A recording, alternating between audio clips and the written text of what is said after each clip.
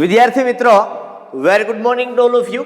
ધોરણ 11 chapter number 7 સંતુલન ચેપ્ટરની અંદર આપણે ચર્ચા કરીએ છીએ. આગળના લેક્ચરની અંદર આપણે નિર્બળ એસિડ અને નિર્બળ બેઝના આયનીકરણને કારણે જે કંઈ હતું એમાં દાખલા આપણે ગણ્યા હતા. આયનીકરણ અચળાંક ઉપરથી ધન આયનની સાંદ્રતા, ઋણ આયનની સાંદ્રતા મતલબ H3O પ્લસની કે ઋણ આયનની કે OH માઇનસની, KB, KA, PKB, PKA, PH, POH, આ બધી બાબતોની ચર્ચા છે આપણે કાલના લેક્ચરની અંદર. એના ચર્ચા તો ન કહે પણ એના આધારિત દાખલાઓ છે આપણે ગણ્યા. ચર્ચા તો આપણે એના અગાઉના લેક્ચરની અંદર કરી હતી, બરોબર. હવે આજના લેક્ચરની અંદર એ ઉપરાંત મેં તમને કીધું થોડીક એવી બીજી મેથડ એક નાની એવી છે, એના આધારે આપણે દાખલાઓ આપેલા છે. કઈ રીતે દાખલાઓ છે એની આપણે થોડી એવી ચર્ચા છે એ કરવાની છે, બરોબર. ચાલો, હવે એ જે દાખલો આપ્યો છે આપણે પહેલા ઉદાહરણની અંદર મેં તમને કીધું હતું કે આપણે એક બાકી રાખીએ છીએ અને સંદર્ભની અંદર કેલ્ક્યુલેટ કરશું આપણે એને. વાત કરવી છે આપણે કોયડામાં 7.22 નંબર. એ થોડોક જુદી રીતનો દાખલો છે, થોડોક એવો, અને એ સંદર્ભના દાખલાઓ છે એની આપણે ચર્ચા કરવી છે. હવે એવું કીધું છે કે 0.2 મોલર NH4Cl અને 0.1 મોલર NH3 ધરાવતા દ્રાવણની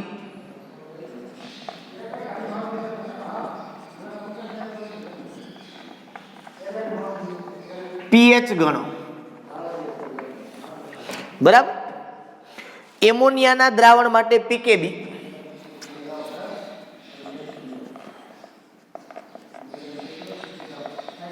એમોનિયાના દ્રાવણ માટે PKB બરાબર 4.75 છે, બરાબર. ચાલો, હવે જો દાખલો છે એ તમને થોડીક જુદી મેથડથી આપ્યો છે.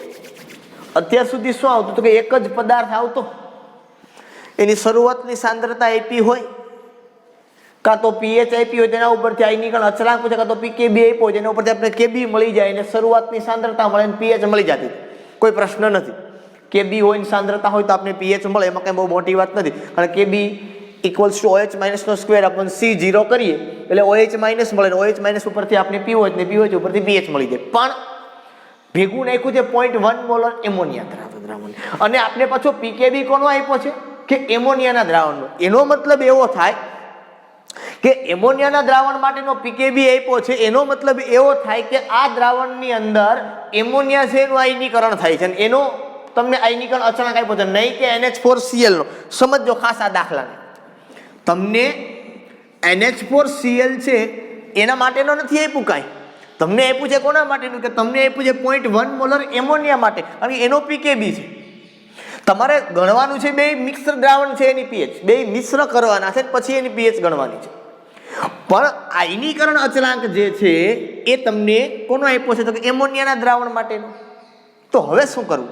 ઓકે, સમજો આખી કે આ પ્રકારના દાખલાઓ છે એની અંદર શું છે તો કે એક વસ્તુ હંમેશા યાદ રાખવાની કે જેનો તમને KB આપ્યો હોય કે KA આપ્યો હોય કે PKB કે PK, એનું આયનીકરણ થયું હોય. બીજો જે પદાર્થ છે એ બીજો પદાર્થ એ પ્રબળ હોય. કેવો હોય? પ્રબળ. NH4Cl છે એ ખરેખર તમે જો તો ક્ષાર છે પણ એ પ્રબળ છે. શું છે? એ પ્રબળ છે. કેવી રીતે પ્રબળ એ પણ તમને સમજાવું, બરોબર. પહેલા હું શું કરું તો કે પહેલા હું PKB ઉપરથી KB મેળવી લઉં કેટલો થાય તો કે એ આપને આવડે કે ભાઈ PKB બરાબર 4.75. તો શું લખીએ તો કે ભાઈ minus log of KB equal to 4.75. તો આપણે શું લખીએ તો કે KB બરાબર એન્ટી લોગ ઓફ માઇનસ 4.75. તો KB ઇક્વલ્સ ટુ, હાલો માઇનસ 4.75 એનો એન્ટી લોગ આપણે જોવાનો છે, બરોબર. પહેલા લખી નાખવાનું 4.75 પછી પ્લસ ઓર માઇનસ એટલે થઈ ગયું, પછી ભાંગા 3557.5 વત્તા 1 પછી બરાબર. હાલો જવાબ આવી ગયો.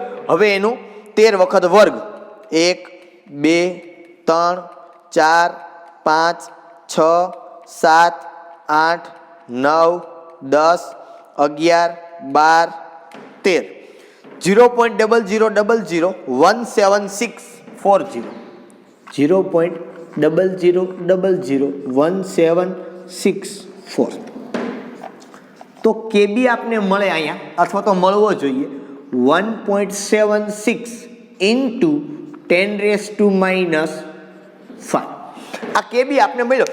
પણ આ કેબી કોનો મળ્યો તો કે એમોનિયાના પીકેબી ઉપરથી મળ્યો. એટલે આ કેબી જે મળ્યો એ કોનો છે તો કે એમોનિયાનો છે. હવે એક વસ્તુ સમજજો, આ NH4Cl છે બરોબર, એ શું છે એક વસ્તુ તમને ખાલી સમજાવું કે આમ તમે જોવો, તમને આ અભ્યાસમાં આવશે પણ અત્યારે આપણે આપ્યું છે એટલે તમને સમજાવવું પડે ભેગું મારે. NH4Cl એ શું છે ખરેખર તમે જોવો તો કે ભાઈ આને છૂટો પાડો લાવું થાય સર NH4+ અને Cl-, NH4+ અને Cl-. પેલી સર NH4Cl બન્યો કેમ હશે તો તમને અહીંથી જોવો ને તો ખબર પડે કેમ બન્યો હોય તો કે NH3 વત્તા HCl આ બેને ભેગા કરો તો તમે જુઓ શું બને બરોબર. આ H અહીંયા જાય કારણ કે આ ઇલેક્ટ્રોન યુગ્મ છે એટલે શું બને અહીંથી NH4+ પ્લસ Cl-. હવે આ તો સર નિર્બળ બેઝ છે અને આ છે એ કેવો છે તો કે પ્રબળ એસિડ છે. જો હવે આ નિર્બળ બેઝ છે એ યાદ રાખવું એ તમારી જવાબદારી છે કારણ કે લિસ્ટ તમને ટેક્સ્ટબુકની અંદર પણ આપ્યું છે અને મેં પણ કદાચ તમને થોડાક લખાવ્યા હતા બરોબર. તમારી ટેક્સ્ટબુકની અંદર લિસ્ટ આપેલું છે અને એ લિસ્ટની અંદર લખેલું છે કે બેઝ એમોનિયા છે એ નિર્બળ બેઝ છે, HCl છે એ પ્રબળ એસિડ છે. તો હવે માનો કે આની ઉપરથી NH4Cl તમને મળ્યું તો આ કેવું થાય પ્રબળ થાય કે નિર્બળ? હું છે નથી કહેતો તો કે આ પ્રબળ થાય. શું કામ થાય તો કે આમાં મોટો ભાગ કોનો છે તો કે આ નિર્બળ છે ને આ પ્રબળ. આનું આ 5% છે, આ 100% છે. તો અહીંયા જે મળે એમાં તો હાવી તો પ્રબળ જ થવાનું છે. એટલે આ તમને જે મળે એ શું કહેવાય પ્રબળ કહેવાય. શું કહેવાય હંમેશા પ્રબળ કહેવાય. એક વસ્તુ હંમેશા યાદ રાખવાની કે તમારો જે પદાર્થ છે ને એમાંથી જો ક્ષાર હોય તો ની વાત કરું, જો શું હોય તો કહું છું ક્ષાર હોય તો જે ધન આયન છે ને એ હંમેશા બેઝમાંથી મળે અને ઋણ આયન છે ને હંમેશા ક્યાંથી મળે એસિડમાંથી મળે બરોબર. એટલે આને એસિડિક ક્ષાર બોલે. આ ક્ષાર છે ને કેવો ક્ષાર બોલાય એસિડિક. એ આપણે ભણવામાં હજી આવશે આગળ ઉપર, અત્યારે નથી કહેતો. આ તો આપણે ટોપિકમાં ભેગું આપ્યું છે અત્યારે દાખલામાં, એટલા માટે હું તમને સમજાવી દઉં.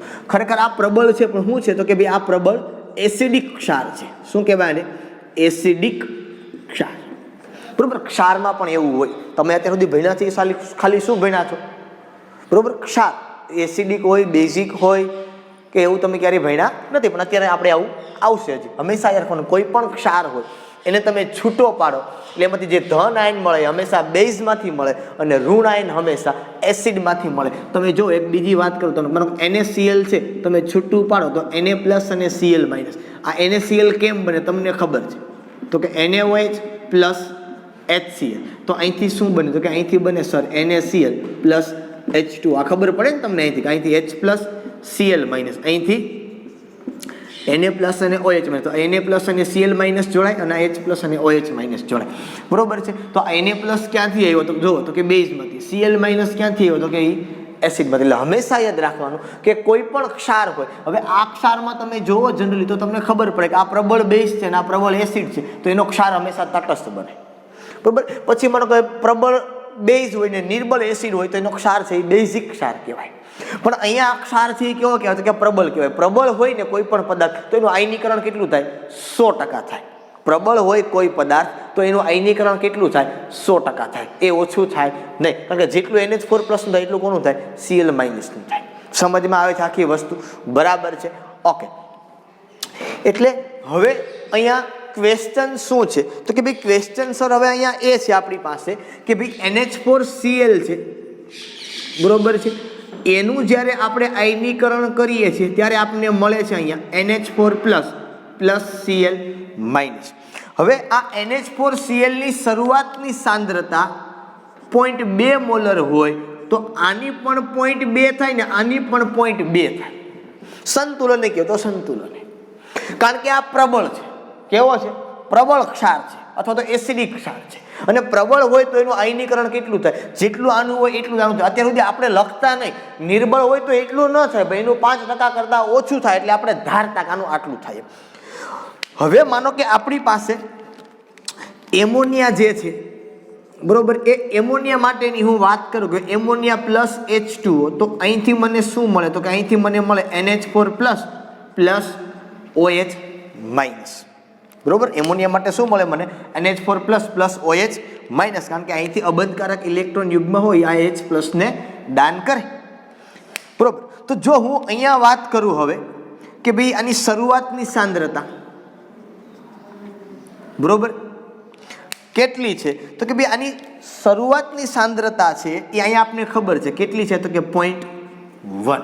પણ એટલી આની ના હોય, આની શરૂઆતમાં કેટલી હોય, તો કે 0.0 હોય.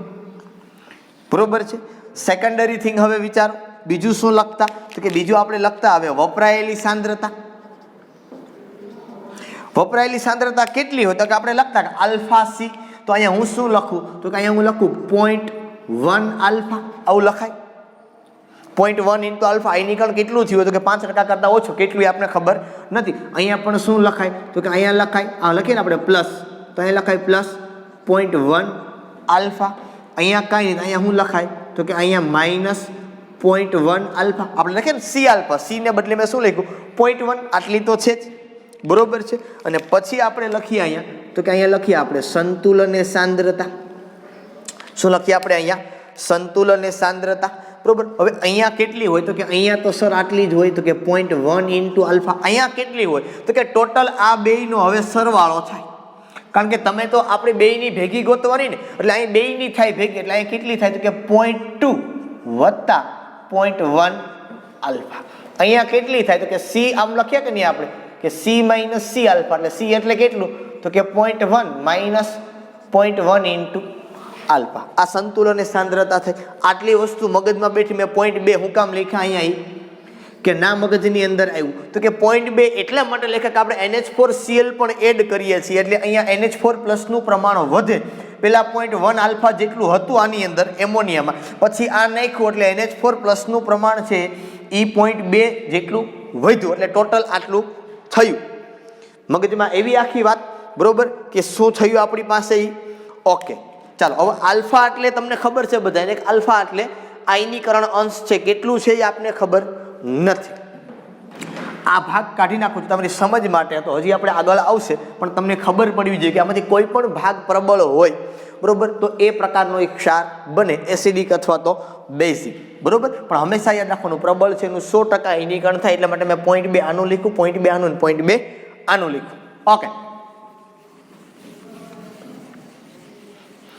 એક દાખલો તમે સમજી લો, એટલે બાકીના જે બીજા આપણે 4-5 દાખલા ટોટલ છે, બાકીના 3-4 દાખલા એકદમ સરળ છે, એમાં બીજું કંઈ નથી. એક દાખલો ખાલી સમજવાની જરૂર છે. બરોબર. ઓકે. અને આશા છે કે તમે બહુ સરસ રીતે સમજશો. બરોબર.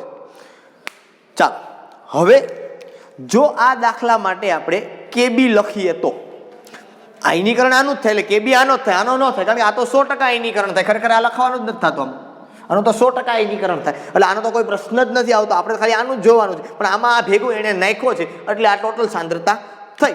તો અહીંયા આપણે KB લખવો હોય તો શું લખાય, તો કે KB equal to NH4 plus into OH minus upon NH3. પાણીની તો ગણવાની હોય નહીં. KB ઇક્વલ્સ ટુ NH4 પ્લસનું પ્રમાણ કેટલું છે, તો કે NH4 પ્લસ છે 0.2 પ્લસ 0.1 આલ્ફા. અહીંયા છે 0.1 આલ્ફા. બરોબર છે. અહીંયા છે આપણી પાસે શું, તો કે અહીંયા છે 0.1 માઇનસ 0.1 આલ્ફા. બરાબર છે. ઓકે.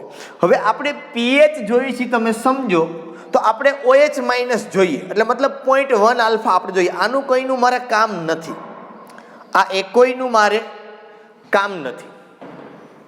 અને આલ્ફાની વેલ્યુ તમે જોવો ને એટલે બહુ ઓછી હોય. આલ્ફાની વેલ્યુ તમે જોવો, કદાચ માનો કે આપણી પાસે કીધી નથી ગણવાની, પણ કદાચ તમે એનો કેલ્ક્યુલેટ કરો ને તો KB બરાબર આપને ખબર છે આલ્ફા સ્ક્વેર C, અને alpha equal to under root KB upon C, then alpha equal to under root KB ની આપણે વેલ્યુ મળી. કેટલી મળી, તો હું આવું લખું અહીંયા શું, તો કે 17.6 ગુણ્યા 10⁻6, અને એના ભાઈ આપણે આના માટેનો KB લખીએ એટલે આની સાંદ્રતા લખવાની એના છેદમાં 0.1. બરોબર. જરૂરિયાત નથી પણ છતાં આપણે કરીએ કે 17.6 ભાગ્યા 0.1 એટલે તમને કેટલા મળે, 176. 176 નું વર્ગમૂળ કાઢો એટલે તમને મળે 13.22.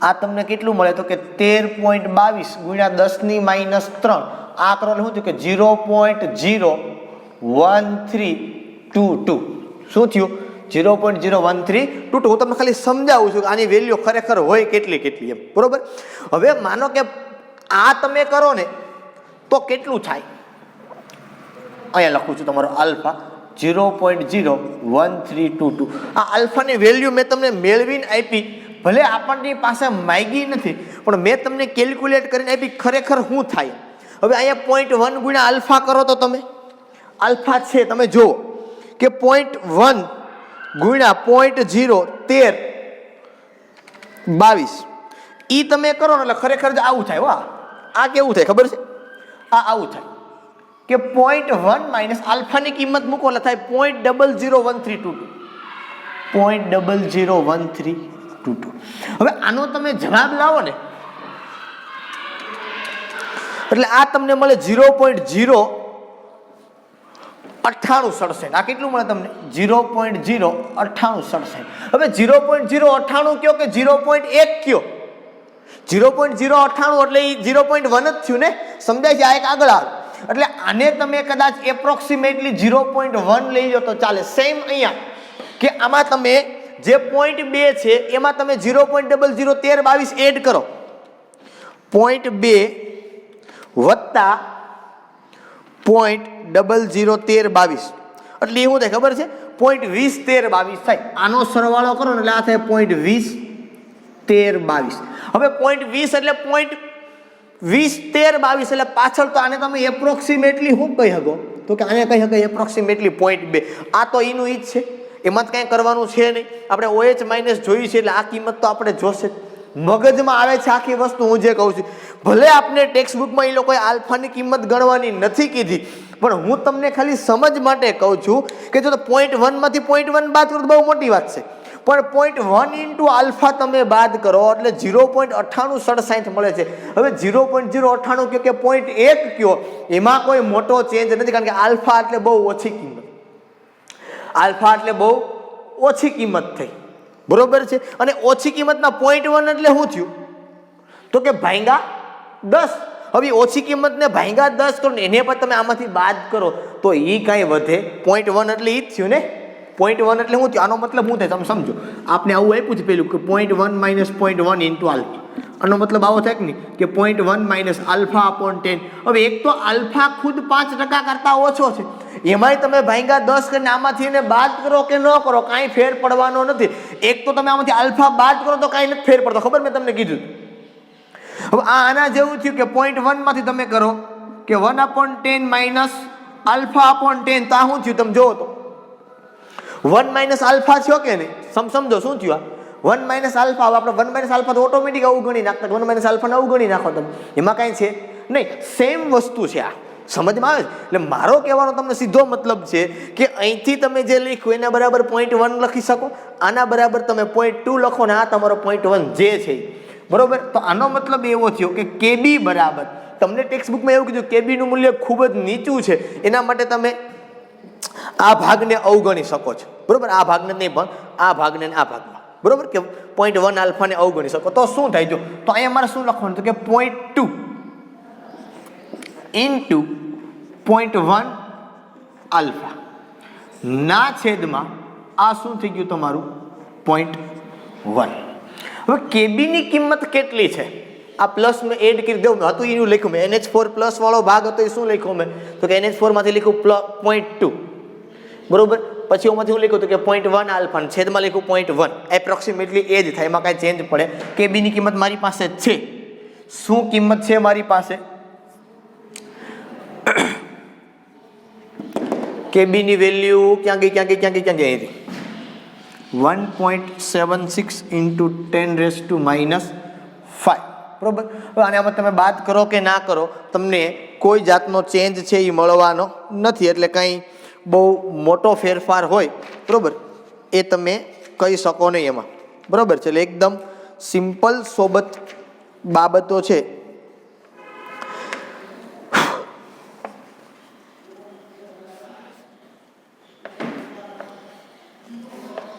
એ તમને એની અંદર આપી છે કે ભાઈ તમે એક્સ છે કે આલ્ફા છે એને તમે ગણો કે ના ગણો એની સામે કોઈ મતલબ તમારો રહેતો નથી, બરોબર. એટલે એ પ્રમાણે આપણે આખું એનું કામ છે એ કરવાનું છે, બરોબર. આ તમારી પોઈન્ટ 1 છે એ લીધું આપણે, સાંદ્રતા લીધી ને આલ્ફા જે લીધું એ આપણે શું લીધું, આયનીકરણ અંશ. હવે જો પોઈન્ટ 1 આલ્ફા છે ને એ ખરેખર શું છે ખબર, તમારું પોઈન્ટ 1 આલ્ફા છે તો કે ખરેખર તમારું પોઈન્ટ 1 ઇન્ટુ આલ્ફા એ શું છે તમારું OH માઇનસ. મેં બધામાં લખ્યું છે એટલે તમને ખાલી કહું છું. તો આનો મતલબ તમે આમ પણ કરી શકો કે પોઈન્ટ 2 ઇન્ટુ OH માઇનસ. આ પોઈન્ટ 1 ને ગણતરીમાં નથી લેવાનો કારણ કે પોઈન્ટ 1 OH એટલે શું છે તો કે OH માઇનસની સાંદ્રતા છે આખી અને એના છેદમાં શું થઈ ગયું તો કે પોઈન્ટ 1. Is it clear? આ મગજમાં બેઠું જે મેં કીધું તમને કે આ પોઈન્ટ 1 આલ્ફા છે એ શું છે તો કે પોઈન્ટ 1 આલ્ફા એ ખરેખર OH માઇનસની સાંદ્રતા છે. ક્યારે તો કે સંતુલન, બરાબર છે. ઓકે, ચાલો હવે હું OH માઇનસને સૂત્રનો કરતા બનાવું તો શું થાય તો કે OH માઇનસ ઇક્વલ ટુ 1.76 10⁻5. આ પોઈન્ટ 1 સામે જાય એટલે પોઈન્ટ 1 ના છેદમાં point 2 OH minus equal to, hello calculation કરો, 1.76 ગુણ્યા પોઈન્ટ 1 ભાંગા પોઈન્ટ 2 એટલે તમને મળે છે 0.88. OH માઇનસ 0.88 ગુણ્યા 10⁻5. અહીંથી તમને શું મળશે તો કે POH માઇનસ લોગ ઓફ 0.88 ગુણ્યા 10⁻5 POH. હાલો 0.88 ભાંગા 1 ના છેદમાં એને ભાંગા 1 ની પાછળ કેટલા મીંડા કરી દેહો 5. જે જવાબ મળે એનું 13 વખત વર્ગમૂળ 1 2 3 4 5 6 7 8 9 10 11 12 13 -1 ગુણ્યા 35 57.5 5.05 આપને pH મળશે. POH I am sorry for that, minus એટલે પ્લસ થઈ જાય 5.05 અને pH કરો ડાયરેક્ટલી સીધું એ 14 માંથી બાદ કરી દો તો તમને મળશે 8.94. કેટલું મળે છે આપને 8.94, બરોબર. આ શું મળી ગઈ તમને એની pH. Is it clear? બરોબર. હવે જો તમારી ટેક્સ્ટ બુકની અંદર એવી રીતે તમને કીધું છે આ અવગણવાનું, ખરેખર અવગણવું જ પડે. તમે અવગણો કે ના અવગણો કોઈ ફેર પડતો નથી. ન અવગણો તો ફેર પડે પણ અવગણવું જ પડે તમારે. એનું તમને એમાં એવું કીધું કેબીનું મૂલ્ય ખૂબ જ નીચું છે. હવે કેબીનું મૂલ્ય તમને મળે ક્યાંથી? કેબીનું મૂલ્ય અહીંથી જ તમને મળે. માનો તમે પોઈન્ટ 1 ઇન્ટુ આલ્ફા કરો તો એ કેબીનું મૂલ્ય તમને સમથિંગ આવું જ મળે. એમાં કાંઈ જાજો મોટો ચેન્જ પડતો નથી. અને ખાસ યાદ રાખજો અહીં તમારે આલ્ફા નથી ગણવા, આપણે આલ્ફાનું કામ નથી, આપણે pH જોઈ છે એટલે આપણે OH માઇનસની સાંદ્રતા જોઈ એટલે આખો પોઈન્ટ 1 આલ્ફા છે એ આપણે જોઈ છે, બરોબર. આપણે આખો OH માઇનસ થી જોઈ છે અને OH માઇનસ મળશે તો જ આપને શું મળશે, આ ખાસ વસ્તુ જે છે એ તમારે મગજની અંદર બેસાડવાની છે કે આપણે આખી OH માઇનસ જોઈ છે, નહીં કે આલ્ફા. નહીં તો આપણે આલ્ફાની કિંમત મળે. આપણે આલ્ફાની કિંમત જોતી નથી, તો મેં તમને અહીંયા પણ મેળવી દીધી હતી પહેલા, બરોબર. એટલે આપણે આલ્ફા હારે કંઈ લેવા દેવા નથી. જો એવું કરશો તો તમને પાછું શું થાય, આલ્ફા મળીને ઊભો રહેશે. સમજમાં આવે છે આખી વસ્તુ? જો તમે એવું કરશો તો તમને શું મળશે, આલ્ફા મળીને ઊભો રહેશે, બરોબર. અને આપણે એનું કંઈ કામ છે નહીં. આ બાબતનું તમારે નોંધણી લેવાની છે, બરાબર છે. ઓકે, તો આ પ્રમાણે કે જ્યારે કોઈ બીજો પદાર્થ ભેગો નિર્બળ પદાર્થ તમારો છે એમાં કોઈ બીજો પદાર્થ એડ કરે તો જે એડ કરે છે એ એપ્રોક્સિમેટલી કોના જેટલો થઈ જાય તો કે અમે શું લીધું હતું તમે એના જેટલો થઈ જાય છે, બરોબર. બાકીનો તમારો જે ભાગ હતો એ અવગણાઈ ગયો, મતલબ તમારું પોઈન્ટ 1 થયું હતું એના બદલે એ તમારે કેટલું લેવું પડે, પોઈન્ટ 2 લેવું પડે. બસ એ જ વસ્તુ થઈ, બીજું કંઈ આપણે નથી આવતું આની અંદર, બરાબર. ચાલો ઓકે, હજી આપણે વધુ દાખલાઓ ગણીએ એટલે તમને વ્યવસ્થિત ખ્યાલ પડશે, બરોબર. ચાલો આવા બીજા દાખલા આપને સ્વાધ્યાયની અંદર હજુ આપ્યા છે.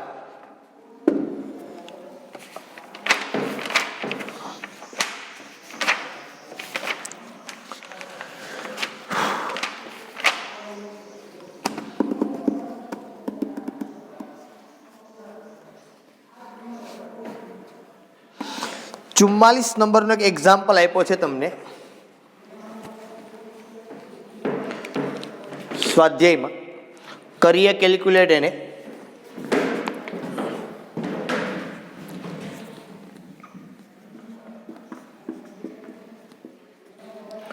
એવું આપ્યું છે આપણે ફિનોલનો આયનીકરણ અચળાંક,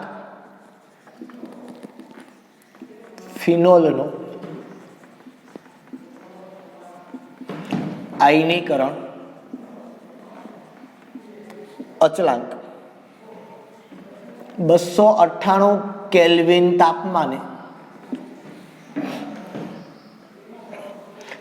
1.0 × 10⁻10 છે, 0.005 મોલર ફિનોલના દ્રાવણમાં ફિનોલેટ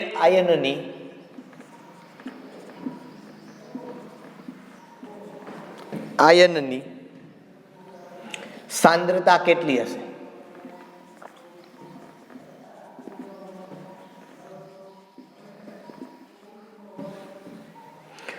જો દ્રાવણ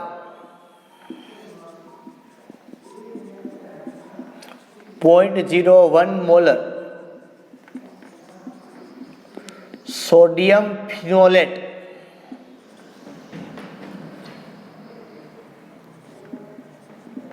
નું હોય તો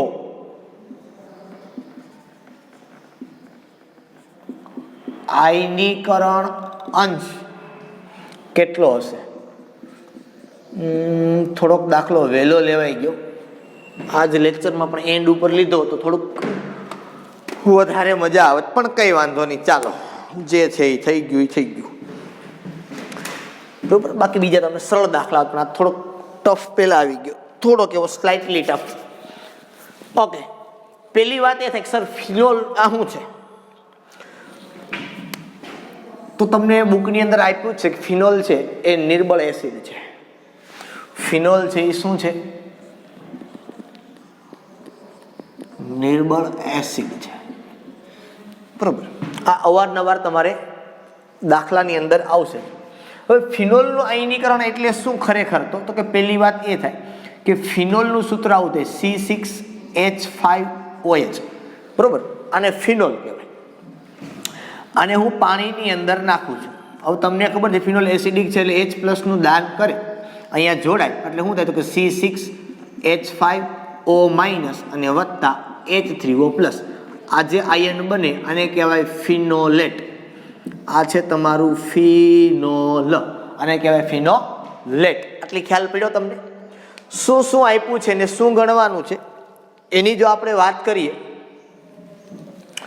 તો એક તો ફિનોલનો આયનીકરણ અચળાંક આપ્યો છે એટલે એસિડ છે એટલે Ka 10⁻10. સાંદ્રતા આપી છે એની 0.05 મોલ. તો ફિનોલના દ્રાવણમાં ફિનોલેટ આયનની સાંદ્રતા, આની સાંદ્રતા ગોતવી. હવે આની હોય એટલી જ કોની હોય? H3O+. કાંઈ વાંધો નહીં, C6H5O- આપણે ગોતવાનું છે. અને હવે એવું કીધું કે જો દ્રાવણ સોડિયમ ફિનોલેટ, હવે અહીંયા સોડિયમ મૂકી દો એટલે સોડિયમ ફિનોલેટ થઈ જાય. તો આમાં કીધું 0.01 મોલર સોડિયમ ફિનોલેટ એટલે O, અને અહીંયા હું લખી નાખો N. આવું હોય તો એનો આલ્ફા કેટલો થાય? સોડિયમ ફિનોલેટ ધરાવતું હોય 0.01 મોલર તો એનો આયનીકરણ અંશ શું થાય એ આપણે જોવાનું છે. ઓકે, જોઈ લઈએ આપણે શું થશે. પહેલાં તો તમને ખબર છે, શું ખબર છે કે Ka છે અને C0 છે. તમારે ફિનોલેટ જોઈ છે મતલબ H3O+ જોઈ છે. તમારી પાસે સૂત્ર છે Ka = H3O+નો સ્ક્વેર અપોન C0. તો H3O+ = √Ka × C0. તો H3O+ = √10⁻10 × C0. ફિનોલની સાંદ્રતા 0.05. હાલો સીધું તમારે વર્ગમૂળ જ કાઢવાનું છે 0.05. હાલો એનો વર્ગમૂળ કાઢો 0.2236 મળે છે. તો =0.2236 × 10⁻5. 10નું વર્ગમૂળ -5, વર્ગમૂળ આ રીતે નીકળે, અડધું કરી નાખવાનું. એટલે આને આમ કરાય 2.236 × 10⁻6. આ શું મળી મને તો કે ફિનોલેટ આયનની સાંદ્રતા. H3O+ ની મળે, એ જ મને કોની મળે? ફિનોલેટની મળે. ઓકે, હાલો આ મળી ગઈ મને સાંદ્રતા. કોની મળી ગઈ? તો કે ફિનોલેટ આયનની. હવે આ ફિનોલેટમાં શું નાખવામાં આવે? તો કે સોડિયમ ફિનોલેટ નાખે છે. હવે તમે આખી વસ્તુ સમજજો કે આ ફિનોલેટની અંદર જો સોડિયમ ફિનોલેટ નાખવામાં આવે તો સોડિયમ ફિનોલેટ મેં તમને હમણાં કીધું તો એ પ્રબળ થાય. કેવું થાય? પ્રબળ. હું કામે પ્રબળ થાય આ સોડિયમ ફિનોલેટ? તો કે સર આ એને ભાગ છે એ પ્રબળ છે, કારણ કે એને હોય આ ક્ષાર થયો, બરોબર, આ એસિડ હતો, એમાંથી ઓલો બેઝનો ભાગ જોડાણો, કારણ કે આ એસિડનો ભાગ છે ને આ બેઝનો ભાગ, એને પ્લસ આયન છે એ બેઝિક ભાગ છે ને એને પ્લસ બેઝિક ભાગ છે, બરોબર છે, એટલા માટે પ્રબળ છે. હંમેશા યાદ રાખો, તમારા દાખલામાં જે ઉમેરેલું હોય છે ને એ હંમેશા પ્રબળ હશે. તમારા સંતુલનના દાખલાની અંદર જે એડ કરેલું છે આ પ્રકારના એક્ઝામ્પલમાં પાછળથી હંમેશા કેવું હશે? એ પ્રબળ હશે. આ પ્રબળ હોય તો આનું શું થાય? તો કે આનું 100% આયનીકરણ થાય, બરોબર. હવે આનું જો 100% આયનીકરણ થાય તો તમે ખાલી વિચારો કે હું આવું લખું આની અંદર, કેવું? આવું કે ભાઈ C6H5ONa, તો મને અહીંથી શું મળે? તો અહીંથી મને મળે C6O- Na પ્લસ. જો આની સાંદ્રતા 0.01 તો આની પણ 0.01 ને આની પણ 0.01. મારે એના ઉપરથી આલ્ફા જોઈએ છે. શું જોઈએ છે આપણે? આના ઉપરથી આલ્ફા જોઈએ છે. હવે આલ્ફા છે એને કઈ રીતે તમારે કેલ્ક્યુલેટ કરવાનો છે એ વસ્તુ મગજમાં તમારે બેસાડવાની છે, બરોબર. આ 0.01 છે. હવે આ તો એટલું નહીં હોય ને. ઓકે, અહીંયા આવો.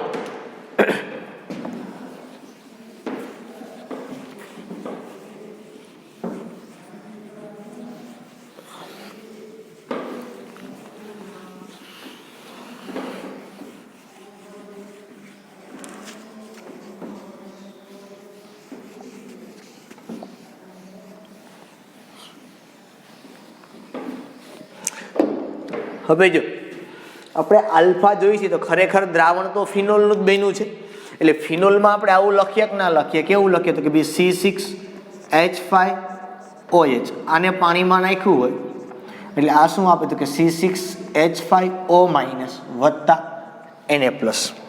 હવે અહીંયા જનરલી તમે વિચારો તો શું થાય? તો કે આપણે પહેલાં લખીએ શરૂઆતની સાંદ્રતા. હાલો, આની કેટલી હતી?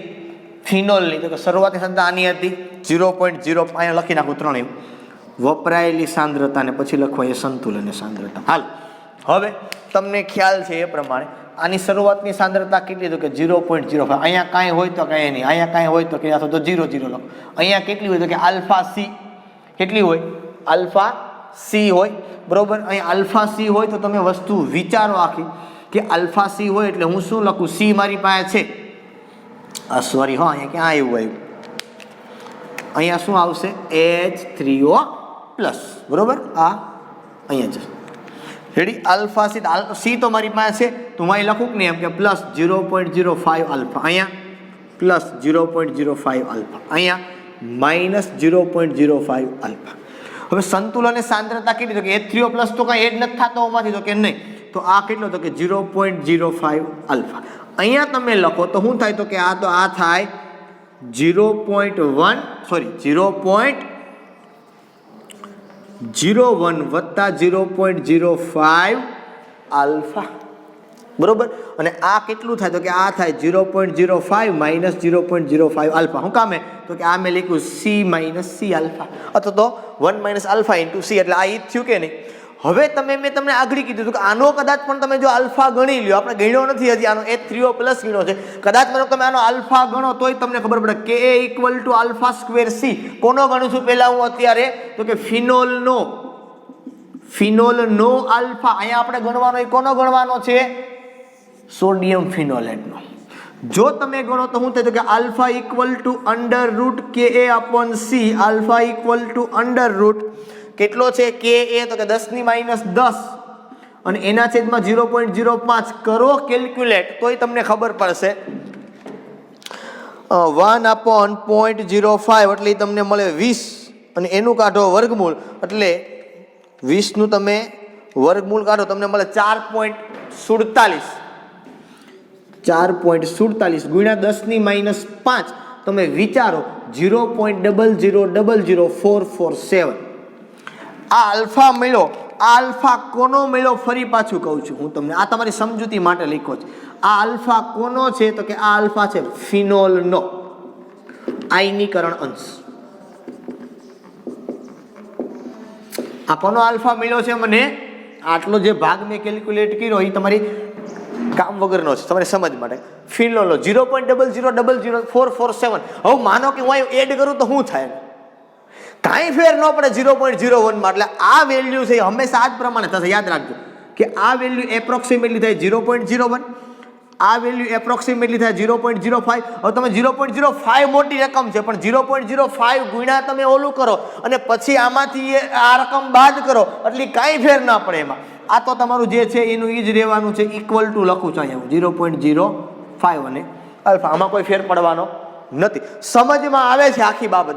મૂળ હેતુ શું છે આ એડ કરવાનો? કે તમે આ એડ કર્યું એટલે તમારી જે સાંદ્રતા હતી ને, મૂળ સાંદ્રતા આ ફિનોલેટની, કોની? ફિનોલમાંના ફિનોલેટની સાંદ્રતા કેટલી હતી? તો કે ફિનોલમાંના ફિનોલેટની સાંદ્રતા પહેલા હતી 0.05, બરોબર છે.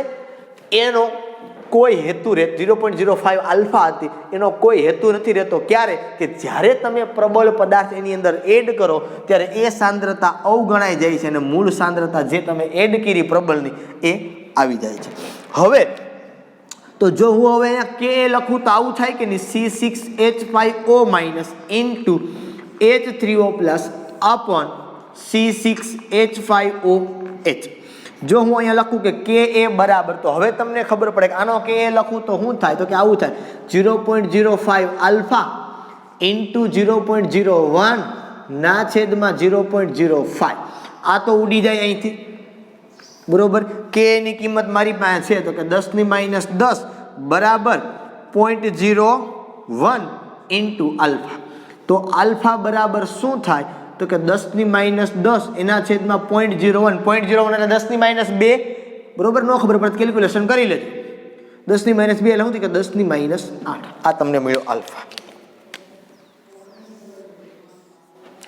આ આલ્ફા જે મળ્યો એ કોનો મળ્યો? તો કે આ મળ્યો સોડિયમ ફિનોલેટનો.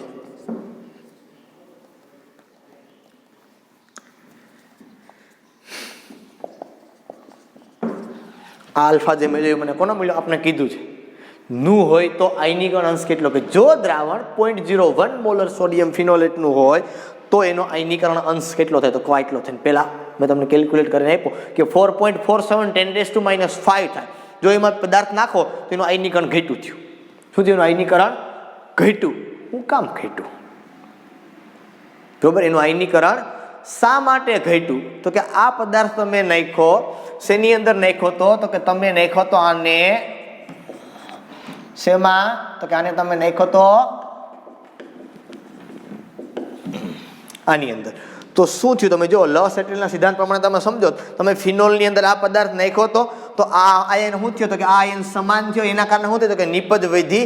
નિપજ વધી તો પ્રણાલી શું કરે? તો કે આને નિપજને ઘટાડે. આ એકલો ન જાય, ભેગો આને લઈ અને આ બાજુ ભાગે એટલે પ્રક્રિયક વધે, એટલે આયનીકરણ અંશ એનો ઘટે. શું થાય? એટલે એનો આયનીકરણ અંશ હંમેશા ઘટે.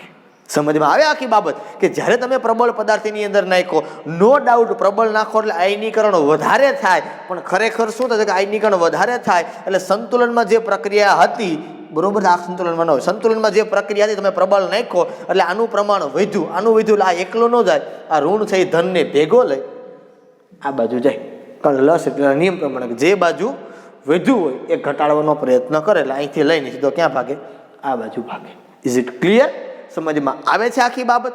ઓકે, ચાલો એ પ્રકારના દાખલાઓ હજી 1-2 છે, એને હું કેલ્ક્યુલેટ કરાવું તમને, બરોબર. આખું કાઢી નાખું છું અને ફરી પાછા આપણે આવા 1-2 દાખલાઓ છે એને હજી આપણે કેલ્ક્યુલેટ કરવા છે. હજી 2 જ થયા ને, આપણે હજી કદાચ 2 કે 3 દાખલાઓ હજી છે, બરોબર. 1-2 હું ગણાવીશ ને એકાદ તમારે હોમવર્કની અંદર કરવાનો રહેશે.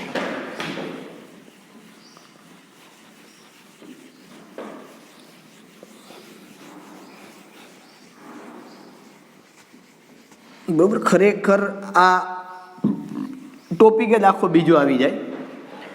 આયનો સમાન થાય અને સમાન આયનની અસર કહેવાય. પણ હવે તમને એક ઉદાહરણમાં દાખલો આપ્યો તો આ જ ટોપિકનો ને આ સંદર્ભના બીજા દાખલા હું ગણાવું તો જેથી કરીને તમને આ દાખલાઓ છે એની અંદર સરળતા પડે, બરોબર.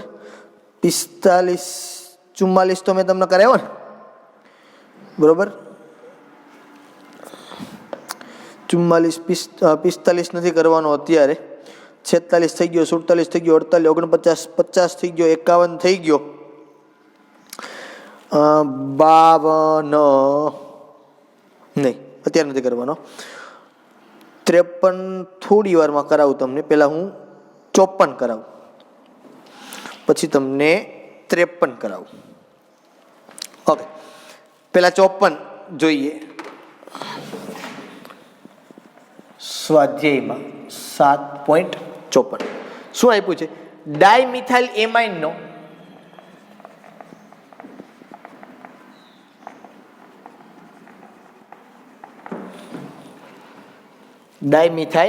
એમાઇનનો આયનીકરણ અચળાંક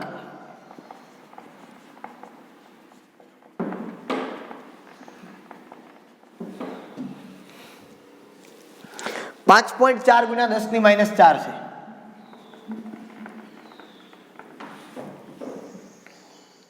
તેના 0.02 મોલર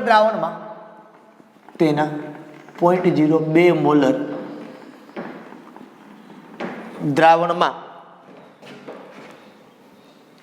તેનો આયનીકરણ અંશ ગણો.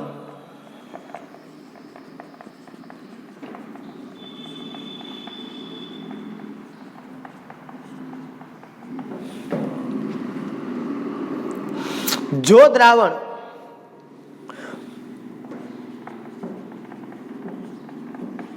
.1 મોલર NaOH ધરાવતું હોય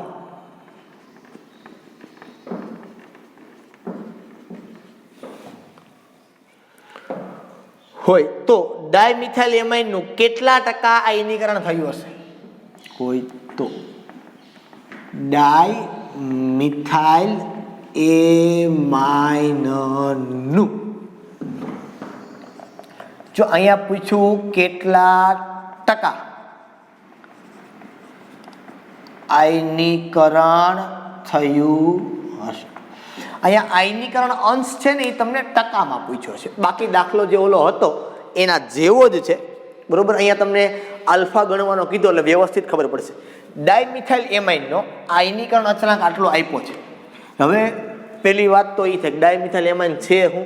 તો કે ડાયમિથાઇલ એમાઇન બેઝ છે, નિર્બળ બેઝ. મેં તમને કીધું હતું લિસ્ટ તમારે યાદ રાખવાનું, તમને લિસ્ટમાં આપ્યું છે, બરાબર. પછી તમે મને ભણી લેવો તો તમે જેડબલી નીટમાં તો ખબર પડી જ જાય કે કોણ શું છે, કારણ કે આ તો અવારનવાર તમારા મગજની અંદર આવશે. ડાયમિથાઇલ એમાઇન ઓલોન પૂછડો ઢેકડો ને એ બધા, બરોબર. એટલે એ શું છે એ તમને ખ્યાલ હોવો જોઈએ. ડાયમિથાઇલ એમાઇન છે એની બેઝ છે, બરાબર. હમણાં એનું સૂત્ર પણ આપીશ. એટલે એનો તમને આપ્યો છે Kb 5.4 10⁻⁴.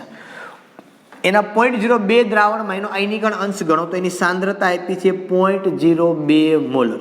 ત્યારે એનો ગણવાનો છે આલ્ફા. જો દ્રાવણ 0.1 મોલર NaOH ધરાવે, હવે એવું કીધું આપને કે દ્રાવણ છે 0.1 મોલર NaOH તમે એમાં એડ કરો તો ડાયમિથાઇલ એમાઇનનું આયનીકરણ અંશ કેટલા ટકા થાય? આ વસ્તુ તમને પૂછી છે. પહેલાં તમને અહીંથી આલ્ફા ગણવાનો છે, એટલે તમારા માટે એક જાદુગરની રમત જેવું કામ છે. અહીંથી તમારે આલ્ફા ગણવો છે, એ કાંઈ મોટી વાત તમારા માટે છે નહીં, બરોબર. તો કઈ રીતે અહીંથી ગણે? તો કે સર સીધી ને સિમ્પલ આના ઉપરથી કહું છું, મતલબ આ આલ્ફા ગણવાનો છે આપણે કોનો? ડાયમિથાઇલ એમાઇનનો, બરોબર. હમણાં સૂત્ર પણ તમને આપીશ કે ભાઈ Kb બરાબર OH માઇનસ Kb બરાબર આલ્ફા સ્ક્વેર C. તમારે જોઈએ છે આલ્ફા તો equal to √Kb upon C. જો ઘણી વખત Kb ને બદલે એનો PKb પણ અમને આપે, બરોબર. તો આલ્ફા ઇક્વલ્સ ટુ √ કેટલો આપ્યો છે? 5.4 ગુણ્યા 10⁻⁴. એના છેદમાં સાંદ્રતા 0.02. જો ધ્યાન રાખવાનું ખાસ, તમે જેનો Kb મૂકો એની સાંદ્રતા મૂકવાની છે, પછી આડા હવળું ના થાય આનું ખાસ કાળજી લેવાની, બરોબર. ચાલો હવે તો પેલા 5.4 ભાગ્યા 0.02 તમને જવાબ મળે 270 ને એનું તમે કાઢો વર્ગમૂળ તો 16.43. આલ્ફુડી 16.43 ગુણ્યા 10⁻². તો અલ્ફુડી ઇક્વલ ટુ 0.1643. આ તમને અલ્ફુડી મળી જે તમારે ગણવાની હતી. બરોબર. હવે એમાં 0.1 મોલર NaOH નાખે છે. શું થાય? જો પહેલા તો ડાયમિથાઇલ એમાઇન તમારો હતો એટલે આવું થાય CH3 ટ્વાઇસ NH, આને કહેવાય ડાયમિથાઇલ એમાઇન. અહીંયા આવું હોય, એક ઇલેક્ટ્રોન યુગ્મ નાઇટ્રોજન પાસે હોય ને, બરોબર. ટોટલ 3 બંધમાં, એક હાઇડ્રોજન હારે ને 2 CH3 હારે. એની અંદર તમારે નાખવાનું છે પાણી, એટલે આનું સંતુલન જ થાય. બરોબર. પહેલા ડાયમિથાઇલ એમાઇનની પહેલા ઓલો પ્રબળ વાળો ભાગ તમને આપી દો, પછી ડાયમિથાઇલ એમાઇનનો. 0.1 NaOH છે એટલે NaOH ને તમે પાણીમાં નાખો એટલે એ તમને શું આપશે? તો કે એ તમને આપશે અહીંથી Na plus aqueous plus OH minus aqueous. Ready? હાલ પછી આપણે શું કર્યું કે આપણે ડાયમિથાઇલ એમાઇનની વાત કરી, તો આ ડાયમિથાઇલ એમાઇન વત્તા H2 અહીંયા સંતુલન ન થાય. આ પ્રબળ છે હો, પ્રબળનું સંતુલન ન થાય, ધ્યાન રાખવાનું ખાસ. બરોબર. તો આ સોરી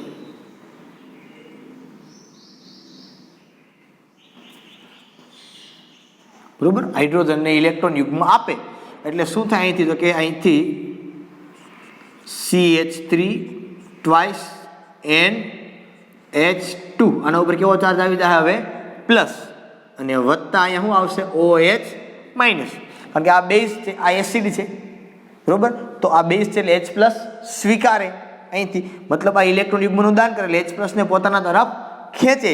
એટલે એક હાઇડ્રોજન વધ્યો અહીંયા આવે, કયો કઈ રીતે આવે? તો કે H પ્લસ તરીકે, એટલે NH2 પ્લસ અને OH માઇનસ. હવે જો અહીંયા સાંદ્રતા કેટલી હતી? તો કે અહીંયા હતી 0.1. આની કાંઈ નથી, તો આની પણ 0.1 હોય ને આની પણ કેટલી હોય? 0.1, કારણ કે એ પ્રબળ પદાર્થ છે એટલે 0.1 થાય. હવે અહીંયા લખીએ આપણે શરૂઆતની સાંદ્રતા, પછી લખીએ આપણે વપરાયેલી સાંદ્રતા, અને પછી લખીએ આપણે સંતુલને સાંદ્રતા. બરોબર. આની શરૂઆતની સાંદ્રતા કેટલી હતી? તો કે સર આની શરૂઆતની સાંદ્રતા આપણને આપી છે કેટલી? ક્યાં ગઈ? અહીંયા રહી 0.2. શેની? Dimethyl amine 0.02. આની કાંઈ હોય નહીં, આની શરૂઆતમાં હોય 0.0. બરોબર. વપરાયેલી સાંદ્રતા alpha C, ready, plus alpha C, તો પ્લસ 0.02 આલ્ફા, આની પ્લસ 0.02 આલ્ફા, આની કાંઈ નહીં, આની માઇનસ 0.02 આલ્ફા. આની એટલી ઘટે એટલી હોની વધે. હવે સંતુલનને સાંદ્રતા લખો એટલે આની તો એટલી ને એટલી રહી 0.02 આલ્ફા, પણ આની કેટલી થાય? તો કે 0.1 વત્તા 0.02 આલ્ફા. આની તો કે 0.02 માઇનસ 0.02 આલ્ફા. આ 0.1 હું કામ લખી? તો કે બરાબર, સોરી યાર, ન્યા નહીં, ક્યાં થાય ભેગી? આ OH માઇનસની સમાન થાય ને, એટલે 0.1 વત્તા 0.02 આલ્ફા. રેડી?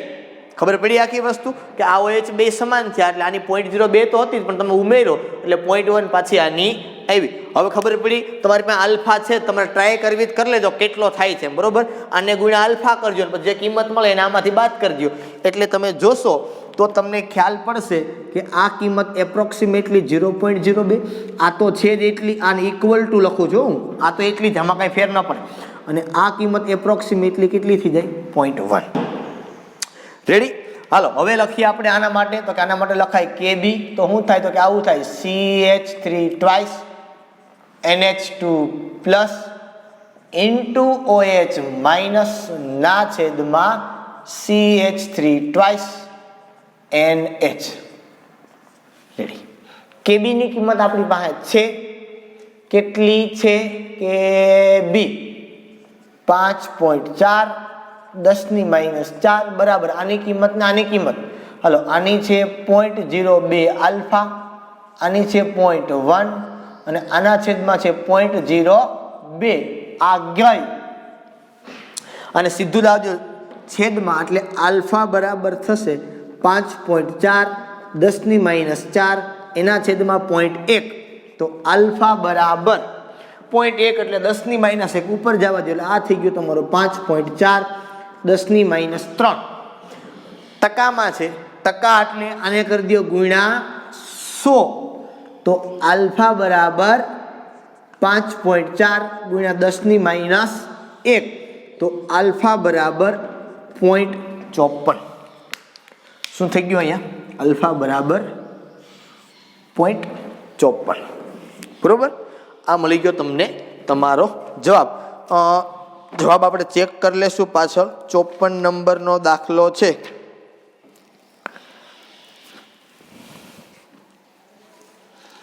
.0054 આવે છે ભાઈ. 0.0054 થાય, પણ હવે 10⁻3 હોય તો ટકામાં ન થાય. બરોબર, જો તમે ટકા લખો ને તો એ આટલો જ મળે તમને. પણ આ આલ્ફા ટકામાં છે. આપણે સરખાવવાનો કયો હોય ખબર છે? આપણે સરખાવવાનો આ આલ્ફા હોય તો આપણે એમ થાય કે સર આગળ તમે કહેતા ને આલ્ફાનું મૂલ્ય વધી ગયું, ઘટી જાય. એના બદલે અહીં તમે જો અહીંયા ખરેખર ઘટી ગયું છે. અહીં કણે 0.1643 છે, એના બદલે અહીંયા ખરેખર આલ્ફા 0.0054 થાય. 10⁻3 છે ને, આ તો આપણે ટકામાં ગણ્યું એટલે 0.54 થાય. બરોબર, ટેક્સ્ટ બુકની અંદર મારા ખ્યાલથી જવાબની અંદર ટકામાં તમને નથી આપ્યો. આ લોકોએ તમને ટકામાં પૂછ્યો છે એટલે જવાબ ખરેખર એ લોકોએ ટકામાં બતાવવો પડે, પણ આ લોકોની એટલી માઇનોર મિસ્ટેક છે એના કારણે તમને એ પ્રકારનો જવાબ એ લોકોએ આપ્યો છે. બાકી આપણે ગણ્યું છે એમાં કંઈ મારા ખ્યાલથી કંઈ ખોટું નથી, એટલે તમારે કોઈ એવી ચિંતા કરવાની જરૂરિયાત રહેતી નથી. બરોબર, એટલે ખરેખર 0.54 જ આવે, પણ ટકામાં એમ આપણે આની યારે કમ્પેરિઝન કરવાની છે કે આ આલ્ફા ઘટે. હું કામ ઘટે એ તમને ખબર પડી ગઈ હવે. તો કે OH માઇનસ સમાન થયો એટલે OH માઇનસની સાંદ્રતા શું થઈ ગઈ? તો કે OH માઇનસની સાંદ્રતા વધી ગઈ. OH માઇનસ વધે એટલે ભેગી આની વધે એટલે આને ક્યાં લઈને જાય?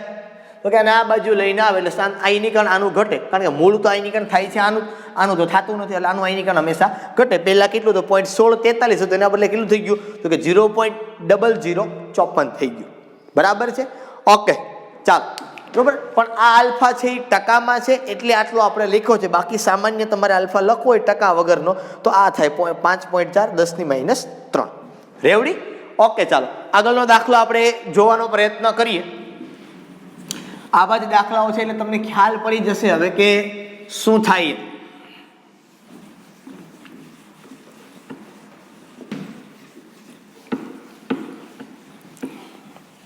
હંમેશા ધ્યાન રાખવાનું કે સમાન આયન બને એટલે હંમેશા એનું આયનીકરણ છે ને એ ઘટી જાય. શું થઈ જાય? સમાન આયન બને એટલે હંમેશા એનું આયનીકરણ છે એ ઘટે, વધે નહીં. હું કામ ઘટે એ મેં તમને સમજાવ્યું કે લસેટેલના નિયમ પ્રમાણે. લસેટેલનો નિયમ આપણે કહેતો કે સંતુલનને અસર કરતા પરિબળમાં ફેરફાર કરવામાં આવે તો પ્રણાલી છે એ ફેરફારને નાબૂદ કરે અથવા તો નહીવત કરે. તમે OH માઇનસની સાંદ્રતા પહેલા સંતુલનમાં હતું, તમે એમાં OH માઇનસ 0.1 વધાર્યો, મતલબ નિપજ વધી તો પ્રણાલી શું કરે? તો કે નિપજને ઘટાડે, તો પ્રક્રિયા પ્રતિગામી દિશામાં આગળ તમને ખેંચે. પહેલા આયનીકરણ માનો કે આટલું થતું તો હવે તમે આ નાખ્યું એટલે આયનીકરણ અમુકનું શું થાય? આને બધું લઈને આમ જાય એટલે આયનીકરણ હંમેશા થયું હોય અમુકનું પણ ઘટે. બરોબર, ટોપિક આખો છે પણ હવે પરિસ્થિતિ એ છે કે તમને એ લોકોએ દાખલો આપ્યો છે એટલે મારે તમને સમજાવવો પડે. 59 નંબરનો એક દાખલો ગણાવી દો. 5.53 હું તમને હોમવર્કમાં આપી દઈશ, કારણ કે એકદમ સરળ દાખલો છે. એ આવડશે એટલે આ આવડશે, એટલા માટે તમને હોમવર્કમાં આપું છું. બરોબર, બીજું કંઈ નથી આમાં. સ્વાધ્યાયમાં 7.59 શું આપ્યું છે? પ્રોપેનોઇક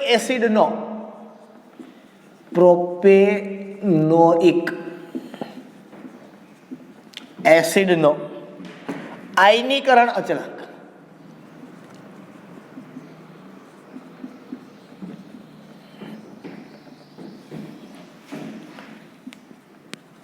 (1.32 ગુણ્યા 10⁻5 છે.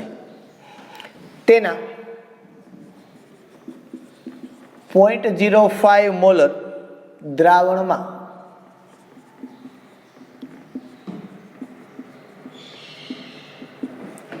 એસિડનો આયનીકરણ અંશ ગણો.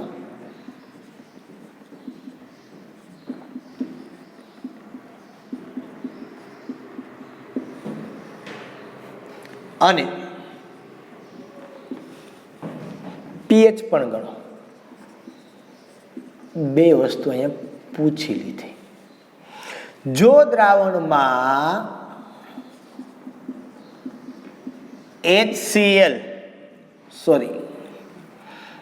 0.01 મોલર HCl ઉમેરવામાં આવે, સોરી પણ હોય તો, એવું કીધું, પણ હોય તો દ્રાવણનો આયનીકરણ અંશ કેટલો હશે? દ્રાવણનો આયનીકરણ અંશ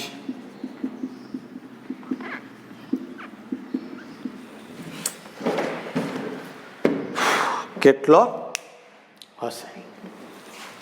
જો એક આ ચેપ્ટરની અંદર તમને પ્રશ્ન સૌથી મોટો એ રહે કે સર આમાં નવા નવા નામ આપેલા છે ને અમને એ નામ આવડતા નથી. કાંઈ આગળ તમે કીધું ડાયમિથાઇલ એમાઇનનું નામ કે પ્રોપેનોઇક એસિડ છે તો એનું નામ, બરોબર, એ ચિંતાનો વિષય છે નહીં, તમે તમારી બધે આવડી જાય, કારણ કે તમારી ચેપ્ટરો હજી ભણવાના બાકી છે. આ બધી વસ્તુ જે છે એ તમારે બીજા ભાગની અંદર લગભગ મને ખ્યાલ છે 10મું ચેપ્ટર છે કાર્બનિક રસાયણ વિજ્ઞાનની પાયાની સંકલ્પનાઓ, એની અંદર બધું આવશે. એટલે તમારે એ બાબતની કોઈ ચિંતા કરવાની જરૂર નથી કે સર શું કરવાનું એમ, બરોબર. હા, એક યાદ રાખવાનું, મને આ બેઝ છે ને તો તમને આપેલો પદાર્થ બેઝ હોય. HCl આને તો ઓળખો કે નહીં, આ એસિડ, તો આવડો આ પદાર્થ કયો હોય તમારો? એસિડ, બરોબર. તમને આખું નામ ન આવડે અહીંયા તો શું કરી દેવાનું? MOH વત્તા H2 જીકી દેવાનું, લખી નાખવાનું. પછી આ સૂત્ર નહીં લખવાનું, સીધી કિંમત મૂકી દેવાની. આપણે સમજમાં આવે આખી વાત કે આ તો તમને ખબર પડવી જોઈએ, પછી આની અંદર સ્કીમ ન થાય. આ એટલા માટે હું તમને અત્યારે ખાલી કહું છું કે આવા તમને નામ ન આવડતું. સર ડાયમિથાઇલ એમાઇન એટલે શું? સર આ પ્રોપેનોઇક એસિડ એટલે શું? બરોબર, એ તમને ખબર હોય નહીં, એટલા માટે હું તમને ખાલી કહું. બાકી એવું નથી કે નહીં, આમ આવડી જશે તમને, કોઈ ચિંતા નથી. હવે તમને ખબર છે HCl આ એસિડ છે તો મેં તમને કીધું આવડો પદાર્થ પણ એસિડ, તો આમાં તો લખ્યું જ છે માથે, તો કોઈ પ્રશ્ન નથી, બરોબર. અહીંયા કીધું આયનીકરણ અચળાંકનો આટલો છે. ઘણી વખત મને કેમ કીધે કે આનો KB આટલો, તો તમને ખબર પડી જાય કે આવડો બેઝ છે, બરાબર. એટલે કોઈ મોટી બાબત નથી આની અંદર. હવે શું શું આપ્યું છે? એસિડનો આયનીકરણ અચળાંક આપ્યો છે Ka 1.32 10⁻5 છે. એની સાંદ્રતા આપી છે 0.05 મોલર. આયનીકરણ અંશ ગણવાનો છે આની અંદર, અને આની pH પણ ગણવાની છે. આ તો આપણા માટે જૂની વસ્તુ છે, બરોબર. આ આપતું જ. હવે કીધું છે કે જો દ્રાવણની અંદર 0.01 મોલર HCl હોય તો એનો આલ્ફા ગણો. બસ આ જ મેથડથી કામ કરવાનું છે. ઓકે, હવે પહેલા આપણે આનાથી આલ્ફા ગણીએ તો કે આપને ખબર છે Ka = α²c, તો આલ્ફા = √Ka/C0, તો આલ્ફા = √Ka ને આમ લખું તો કે 13.2 × 10⁻6 અને એના ભાગમાં 0.05. હાલો કાઢો આલ્ફાની વેલ્યુ. પહેલા શું કરો તો કે પહેલા 13.2 ભાગ્યા 0.05 ઇક્વલ ટુ એટલા, એનું વર્ગમૂળ કાઢો તો 16.24. આલ્ફા મળે તમને 16.24 ગુણ્યા 10⁻3. 10⁻3 આમાં લખી નાખો એટલે 0.01624, બરોબર. આટલું આવડે ને આમ ઘાત આમ સેટિંગ કરતા, પ્રેક્ટિસ કરી હશે તો આવડશે, નહીંતર હરીવાલા.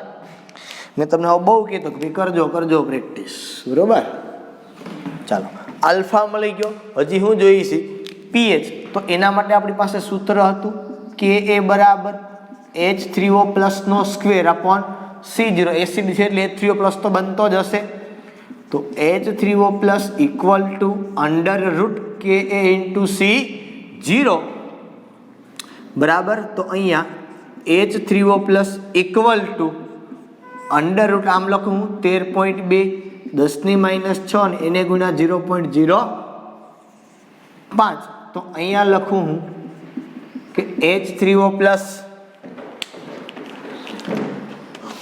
13.2 ગુણ્યા 0.05 ઇક્વલ ટુ આટલા, એનું વર્ગમૂળ કાઢો એટલે 0.8124. 0.8124 ગુણ્યા 10⁻3. તો હવે pH = log of 0.8124 ગુણ્યા 10⁻3. તો pH, હાલો પહેલા તો જે જવાબ તમારી પાસે છે એને ભાંગા કરી નાખો 1000, 10⁻3 એટલે પછી જે જવાબ મળે એનું 13 વખત વર્ગમૂળ. 1 2 3 4 5 6 7 8 9 10 11 12 13 -1 ગુણ્યા 35 57.5 ઇક્વલ ટુ -3.08 એટલે માઇનસ માઇનસ પ્લસ પીએચ મળી ગઈ 3.08. આ તમારી પીએચ અને આ અલ્ફા. હવે તો કે હવે 0.01 મોલર HCl ઉમેરવાની વાત કરે છે. પહેલાં તો હું તમને HCl ની વાત કરી દઉં તો તમને ખબર હોય કે HCl પ્લસ H2O તમે કરો એટલે આવું થાય. શું થાય તો કે ભાઈ H3O plus plus Cl minus. બરોબર. હવે આની સાંદ્રતા તમને ખબર છે કે આ 0.01 છે, આની કંઈ ન હોય, સોરી સંતુલન ન હોય આમાં. બરોબર. આની પણ 0.01 થાય ને આની પણ 0.01 થાય. આ તો સીધી અને સિમ્પલ દેખીતી વાત છે. હવે આપણને કોનું કીધું છે કે આપણને કીધું પ્રોપેનોઇક એસિડનું. તો પ્રોપેનોઇક એસિડનું સૂત્ર આવું થાય CH3 CH2 COOH. અને આની અંદર જો તમે પાણી નાખો એટલે એસિડ છે એટલે H+ નું દાન કરે એટલે અહીંયા થઈ જાય H3O પ્લસ વત્તા અહીંયા આવે CH3 CH2 અને COO માઇનસ. તો યાદ રાખવાનું પ્રોપેન એટલે કેટલા કાર્બન તો કે 3. જો આવું તમે 10માં ભણ્યા છો, મને ખબર છે પ્રોપેનોઇક એસિડ તમે 10માં ભણ્યા છો, એવું નથી કે તમે નથી ભણ્યા. તો હું તમને એટલા માટે કહું છું કે તમને સરળતા પડે, બાકી તમે નથી ભણ્યા એવી કોઈ શક્યતા નથી. પ્રોપેનોઇક એસિડ તમારે 10મા ધોરણમાં આવી ગયું, બરાબર છે. પ્રોપેન એટલે કેટલા કાર્બન તો કે પ્રોપેન એટલે 3 કાર્બન તો કે 1 2 અને 3. એસિડ એટલે COOH. આ પણ તમારે ક્રિયાશીલ સમૂહ આવતો 10માં, બરોબર. હવે આ કાર્બનના બંધ ઘટે એટલે અહીંયા હાઇડ્રોજન, ને આ કાર્બનને ઘટે એટલે અહીંયા હાઇડ્રોજન. આ થઈ ગયું તમારું કામ. ન ખબર પડે મેં તમને કીધું હતું HA કરી નાખવાનો, HA વત્તા H2O પ્લસ વત્તા A માઇનસ. ન ખબર પડે તોની વાત છે, બરોબર. હવે અહીંયા આપણે લખીએ, શું લખીએ તો કે શરૂઆતની સાંદ્રતા, પછી લખીએ અહીંયા વપરાયેલી સાંદ્રતા, પછી લખીએ આપણે અહીંયા સંતુલને સાંદ્રતા. બરોબર. પ્રોપેનોઇક એસિડની શરૂઆતની સાંદ્રતા કેટલી તો કે એની સાંદ્રતા 0.05. આની કાંઈ હોય નહીં. આની કેટલી તો કે આની 0, આની 0. આની વપરાયેલી સાંદ્રતા કેટલી તો કે આલ્ફા સી. સી કેટલો છે 0.05. તો અહીં લખું હું પ્લસ 0.05 આલ્ફા. આનું કેટલું તો કે આનું થાય 0.05 આલ્ફા પ્લસ આનું તો કે આનું થાય માઇનસ 0.05 આલ્ફા. બરોબર. સંતુલન સાંદ્રતા હવે તો કે H3O+ નું પ્રમાણ વધ્યું હોય, આ એમનું હોય. આનું હોય કેટલું તો કે 0.01 વત્તા 0.05 આલ્ફા. આનું હોય 0.05 માઇનસ 0.05 આલ્ફા. બરોબર. હવે તમને ખબર છે આલ્ફા તમારી પાસે છે જ કેટલો છે 0.016 ગુણીને કરી લેજો, તમને મળશે એપ્રોક્સિમેટલી 0.05. આ મળશે તમને એપ્રોક્સિમેટલી 0.01. આ મળશે તમને એપ્રોક્સિમેટલી 0.05 આલ્ફા. હવે સીધી સરળ વાત છે ભાઈ, તમે આટલી કેલ્ક્યુલેશન જાતે કરી શકો એવડા મોટા છો, બરોબર. ચાલો, છતાં આ એક દાખલા માટે થોડુંક એવું તમને કહી દઉં તો કહેવાનું તો કાંઈ છે નહીં, ખાલી સૂત્રની અંદર તમારે કિંમત મૂકવાની છે.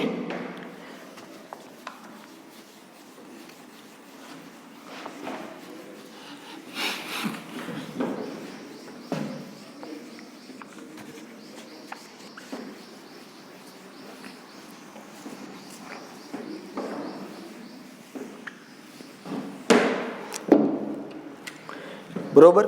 અહીંયા સીધો હવે હું લખું કે માનો તમને ખબર ન આવડતું ને પ્રોપેનોઇક એસિડ તો સીધું લખવાનું. આપણે શું લખવાનું? નિપજોની સાંદ્રતાનો ગુણાકાર એટલે 0.01, પછી શું લખાય તો કે 0.05 આલ્ફા અને એના છેદમાં 0.05.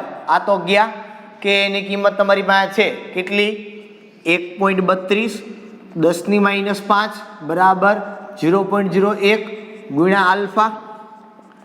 આલ્ફા 1.32 10⁻5 ના છેદમાં 0.01. 0.0 એટલે 10⁻2 તો 1.32 10⁻3 થાય, 10⁻2 ઉપર જાય તો +2 થઈ જાય.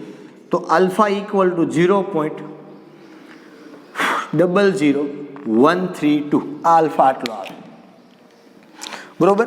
તમે જોઈ શકો છો કે આ આલ્ફા અને આ આલ્ફા, આલ્ફાની અંદર પ્રમાણ ઘટ્યું.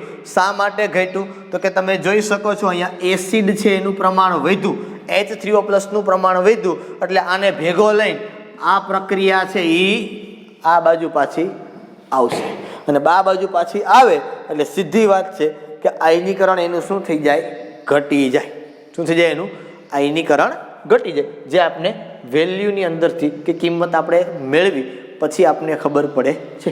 એક શોર્ટકટ સિક્રેટ તમને આપું કે તમારે આનો આલ્ફા ગણવો હોય ને એટલે એકદમ સરળ વાત છે કે જે સાંદ્રતા તમને આપી હોય ને એ સાંદ્રતાને તમારે કે માટે ભાગી નાખવાની. તમે જો અહીંયા આલ્ફા કેટલો છે તો કે કે એના છેદમાં પ્રબળની સાંદ્રતા. આ કરો તમને સીધો આલ્ફા મળી જાય. બીજો પેલો તમને ગોળતા આવડે જ, બીજો તમારે આ સીધું ખબર પડે એટલા માટે, બાકી આ કેલ્ક્યુલેટ તો કરવું જ પડે દાખલો પૂછ્યો હોય એટલે. આ તમને શોર્ટકટ મેથડ આપી કે તમારો જે કે એ છે એ કે એ ભાગ્યા 0.01 આ કોની સાંદ્રતા છે તો કે તમારા HCl ની, મતલબ પ્રબળ પદાર્થ છે તમારો, એને આપણે તમે ભાંગી નાખો તો તમને સીધો એનો અલ્ફા મળી જાય.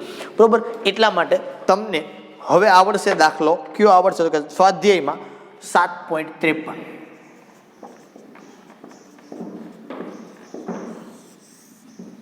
બરાબર, કારણ કે એની અંદર જો તમને પીકે આપેલો છે અને પીકે આપ્યો છે તમને એના ઉપરથી કે એ ગણતા આવડશે કે કેવી રીતે એનો કે એ છે એ ગણાય. બરાબર, બાકી એની અંદર બે આપ્યા છે કે એમાં તમને એમ કીધું કે 0.01 મોલર ને એક બીજું કીધું 0.1 મોલર HCl ઉમેરે એમાં તો શું થાય, કયો પદાર્થ કયો છે એમાં તો એસિડિક એસિડ છે એટલે તમને આવડે. બરોબર, એસિડિક એસિડ આપ્યો છે. એસિડિક એસિડનું સૂત્ર તો કે CH3COOH. આવું તમે ભણી ગયા છો. બરોબર, એનો કોઈ ન ભણ્યા હોય તો ભાઈ આ સૂત્ર છે એસિડિક એસિડનું, તમારે આવશે બધું. સાહેબ તમને બહુ વ્યવસ્થિત રીતે કરાવશે. બરોબર, કારણ એ ચેપ્ટર સાહેબ લે જનરલી એટલે એ તમને વ્યવસ્થિત કરે છે. પણ અત્યારે માત્ર તમારા માટે મેં આ સૂત્ર એ બધાનું સૂત્ર આ છે. બરોબર, બાકી ડાયમિથાઇલ એમને ઓલા પુસ્તકની અંદર જે આપ્યા છે એ જ તમને આપેલા છે. આની અંદરથી ક્યાંયથી નવા તમને ગોતીને આપ્યા નથી. અને મેં તમને કીધું પણ હતું કે એ તમારે નામ યાદ રાખવાના છે. નામ યાદ રાખશો એટલે તમને બાકીના બધા આવડશે. પણ અત્યાર માટેની વાત, બાકી તમને આ બધા નામના સૂત્ર ઓટોમેટિક મગજની અંદર યાદ હશે. બરોબર, એમાં કોઈ બહુ મોટી બાબત નથી. તમે 10મું ચેપ્ટર ભણી ગયા તમને બાકી આ બધાના સૂત્ર, આ એસિડ અને બેઝ, આ બધાના સૂત્ર તમને નામ છે એ બધાને મોટી આવડશે. એમાં એક કોઈમાં કઈ મોટી વાત નથી. બરોબર છે, એટલે આની અંદર બે દાખલાઓ આવા આલ્ફાવાળા છે. એક આલ્ફા તમારે આનો ગણવાનો છે અને પછી એક 0.01 મોલર HCl ઉમેરો અને એક બીજું ઉમેરશે અને 0.1 મોલર HCl. તો એના આધાર ઉપર કેટલા થાય કે એની આધારે તમને કેટલી સાંદ્રતા મળે એ પણ તમને આપેલી છે. એ તમે કેલ્ક્યુલેટ કરશો એટલે એ બે આલ્ફા તમને દેખાશે કે શું થાય એમ વેરિએશન કેવું આવે છે. બરોબર છે, એટલે એ વસ્તુ તમારે એની અંદર જોવાની છે. તો અહીંયા તમારે નિર્બળ એસિડ અને નિર્બળ બેઝને આધારે જે કંઈ દાખલાઓ હતા એ બધાય દાખલાઓ આપણે અહીંયા પૂર્ણ કર્યા. હવે એ કોઈ દાખલા બાકી રહેતા નથી. થોડુંક ટફ આ ભાગ તમને લાગે કે એ ટફ એટલા માટે લાગે કે તમને આના નામના સૂત્ર નથી આવડતા. કે સર ડાયમિથાઇલ એમાઇન તો અમને કેમ ખબર પડે, એસિડિક એસિડ તો અમને કેમ ખબર પડે, પ્રોપેનિક એસિડ તો અમને કેમ ખબર પડે. ભાઈ થોડુંક તમને 10માનું યાદ હોય તો ન વાંધો આવે. બાકી હું તમને સૂત્ર અહીંયા આપું જ છું કે પ્રોપેનોઇક એસિડ કહેવાય. યાદ તમે આજે રાખો તો પણ ભલે પ્રોપેનોઇક એસિડનું સૂત્ર કે એસિડિક એસિડનું સૂત્ર અને કદાચ 5, 10 દિવસ, 20 દિવસ, 2 મહિના પછી યાદ રાખો તો પણ ભલે, કારણ કે 10મું ચેપ્ટર ચાલશે આ બધા નામ તમારા પાછા આવવાના જ છે. ડાયમિથાઇલ એમાઇનનું, એસિડિક એસિડનું, પ્રોપેનોઇક એસિડનું, હાઇડ્રોક્લોરિક એસિડ ને એને હોય આ બધા તમને આવડતા હોય. બરોબર, એટલે એને કોઈ શંકાને સ્થાન નથી. બરોબર, બીજી વસ્તુ કે આલ્ફા ને કે એના આ બધા વાળા દાખલાઓ આપણે અસંખ્ય ગણ્યા છે, ઓછા દાખલા નથી ગણ્યા. એટલે મેક્સિમમ પ્રેક્ટિસ આપણે આની કરી છે, ઓછી નથી. પછી તમે મારા હોમવર્કમાં આપણે દાખલા જો તમે જાતે ગણો તો બહુ જાજી પ્રેક્ટિસ થાય. કારણ કે આપણે લગભગ મારા ખ્યાલથી 2 લેક્ચર આખાના ઉપરના આપ્યા અને એક જે ચાલુ લેક્ચર જ્યારે થિયરી ભણાવી મેં તમને નિર્બળ એસિડ અને નિર્બળ બેઝના આયનીકરણ અચલાંકની, ત્યારે પણ મેં તમને 1-2 દાખલાઓ કેલ્ક્યુલેટ કરાવ્યા હતા. બરોબર, એટલે ઓછા દાખલાઓ તમને કેલ્ક્યુલેટ કરાવેલા નથી મેં, બહુ જાજા દાખલા. આની અંદર દાખલા પણ એટલા બધા છે ને આપણે કેલ્ક્યુલેટ પણ કર્યા છે બધા. એ કોઈ દાખલા બાકી રાખ્યા નથી ને કરવાના પણ છે બધા. આનો હેતુ માત્ર ને માત્ર એટલો છે તમે મેક્સિમમ દાખલાઓ ગણો એટલે પ્રેક્ટિસ થાય ને તમને ખબર પડે. જો ખાલી દાખલા ગણ્યા પછી પણ તમને ખબર પડી જાય કે આલ્ફામાં આ ચેન્જ આવે છે, આનો મતલબ આવો થાય. અને ગણ્યા પછી પણ જવાબમાં પણ ખબર પડી જાય કે આનો જવાબ આટલો જ આવવો જોઈએ, આટલો આવવો જોઈએ નહીં. ભલે એક્ઝેક્ટ ખબર ન હોય પણ આના આલ્ફા કરતાં કિંમત આની ઓછી જ થવી જોઈએ, આટલું તમારા માઇન્ડની અંદર ખ્યાલ હોવો જોઈએ. બરોબર, આને આવડે છે એવું કહેવાય.